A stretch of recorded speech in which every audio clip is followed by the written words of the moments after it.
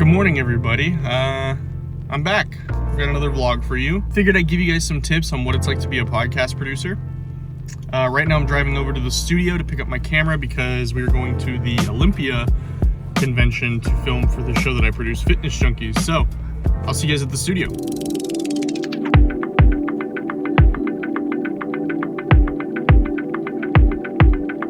All right, I made it. We got the camera bag all set up. We got George dancing. We're matching shirts today. We are. And kind of hats too. Blessed. We're just blessed. Oh damn, bro! I could see everything on that. Blessed. Even though that looks good, it's gonna mean nothing where we're going. No. We're about to see some of the biggest, most jacked motherfuckers on the planet. We're talking Monstar size individuals. They're gonna.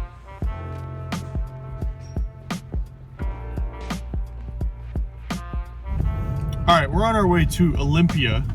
Yeah. But let's go ahead and tell some people what they can expect if they decide to become a podcast producer, because I feel like I didn't quite understand that term before I started doing it. George and I both produce several shows each, and then a couple that we work on together at the studio. So I feel like more than qualified to talk about it. It's not a real job.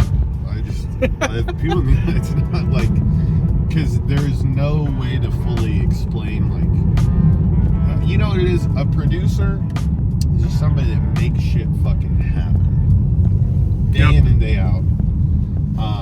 Whenever content needs to be made, not only do they have the idea, but they have the resources, they have the tools, and they have the know-how to get it done. And now after you learn all that stuff, then you just gotta like be willing to be kind of like a slave to the content for a little bit. Do we want to go film buff people right now? I mean, honestly, I'd rather be at home playing Xbox. There's like, that sounds so much better. But when you're a producer, like if we didn't, we're filming this content now so we can play Xbox on Sunday. Kinda. I still have work to do. You don't play Xbox when you're like too successful. I'm not gonna lie. I have like 4 games installed on my computer, and I've played them maybe once in the last 3 months. Yeah, you'll realize that the more shows you produce, the more shows you produce, the more content you make, the less time you really have. And then I get home, I don't even take my laptop out of the bag sometimes. Nope. I used to like. I did last night. And but I didn't do any work. Actually, I made a thumbnail. That was it.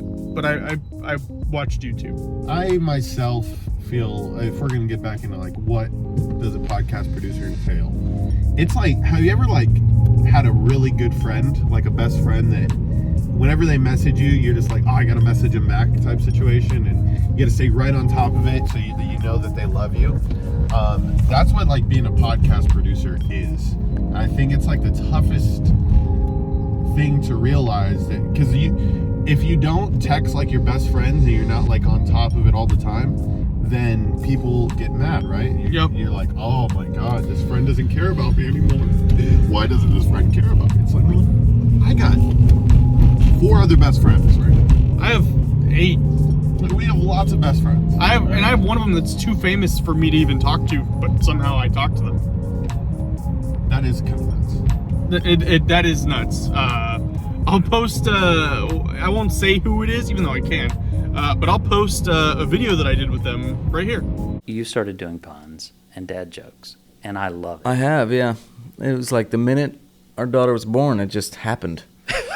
Now it's more of a making sure that the client is happy.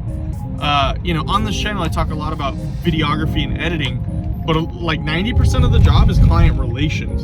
Yeah. It's just talking to the client, making sure they have everything they need, making sure they're happy. Stay flexible.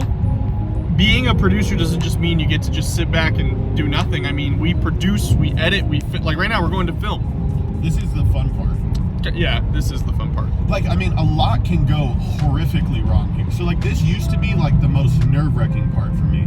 Being a producer, for us at least, and for Sticky Paws, is more about being a yes man and being an everything man, as opposed to just being an ideas guy.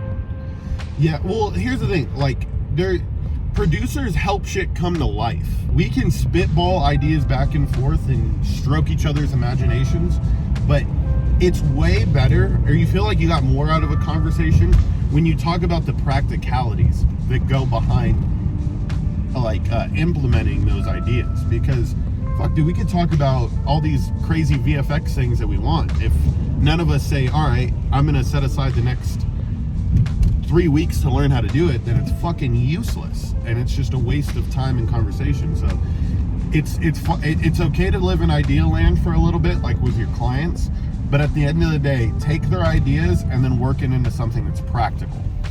Like, I know we can for sure do this, so let's do this, and we can incorporate pieces of your idea.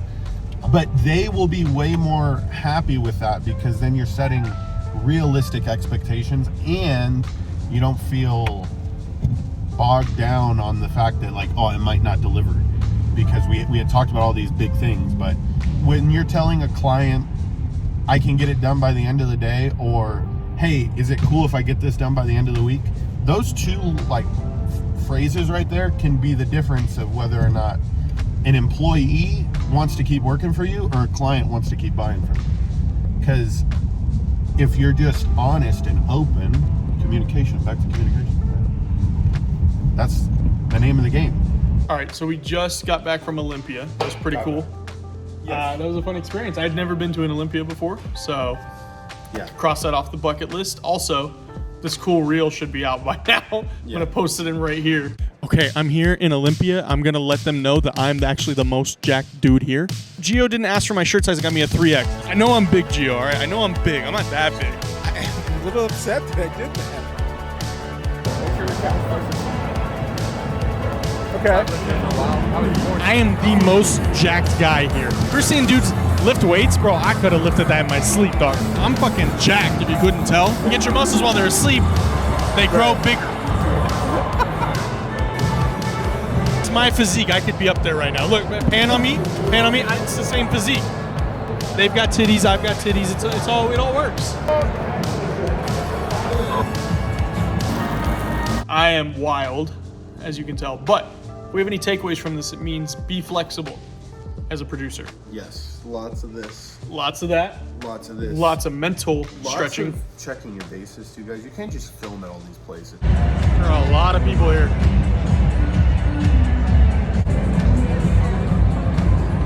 So, like, if I would have taken more of a role on us going to Olympia, like bought the tickets, got all that shit planned out myself, then I was responsible for also knowing that you need like media credentials to film at this thing.